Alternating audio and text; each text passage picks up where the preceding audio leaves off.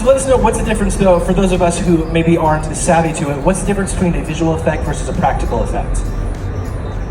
Visual effect is anything that can't be photographed, really. So if there's an environment that doesn't exist and that we can't necessarily build physically, we will extend it with digital effects. For example, what you're seeing on the screen here, spoiler, Avengers Tower doesn't really exist. So anything that needs to support the story that can't be photographed, it's visual effects. So at the beginning of this scene, both Captain Americas were cowl-less. Yes, they were. What Nice eye.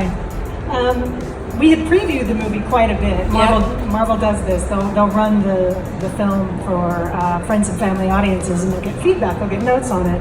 And during this fight, some of the feedback had come in that they couldn't tell who was who, which Cap was which Cap, even though we had painstakingly changed Chris's hair to Avengers 1 hair, and he shot both sides. We ended up having to put a digital cowl on the opposing Cap. Yeah, I mean, when you have a Cap fighting Cap, you want to know which one is the good Cap versus the other Cap. And it doesn't matter, because some of you think one is a good Cap or not, but you can. This is one of the things that you don't ever want to do, okay? If you're filmmakers, don't do it. Make a decision early.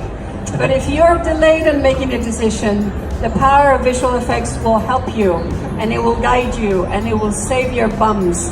So this is what we did. We didn't make the decisions when we needed to, and then we had to shoot because we needed to get all these amazing people together, and we ran out of time, and by the sheer magic of visual effects, we're able to give you these time suits that are never, ever real. On set, on the day, and if it's real, even if it's just a reference, and we always call it as the, that reference that is costly, but then we actually redo it.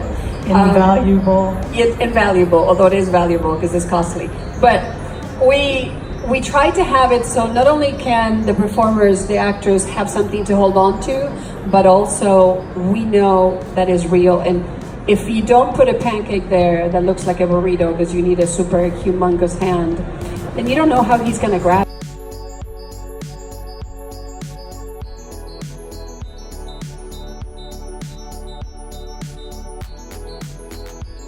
I had just been hired to cast the first Iron Man.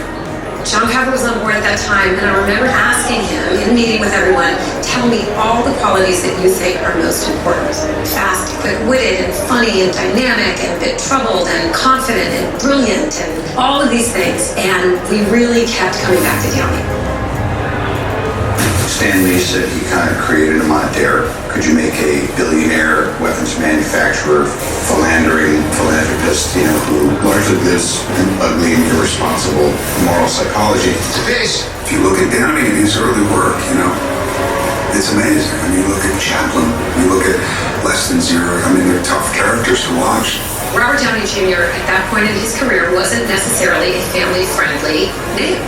Today's ridiculous, but at the time, it was, whoa, risky, casting Robert Downey Jr. The truth was, we got to a point that we realized if we didn't cast him, that would have been the biggest risk. Robert has a whole career of great work behind him, and he was at a point in his life and his career where he was ready to break out and do something really big and exciting. He really is a patriarch. I think he really understood the weight of the responsibility with these movies.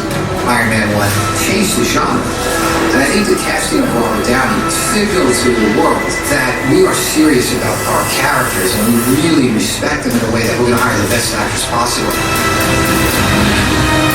It really was just this perfect storm.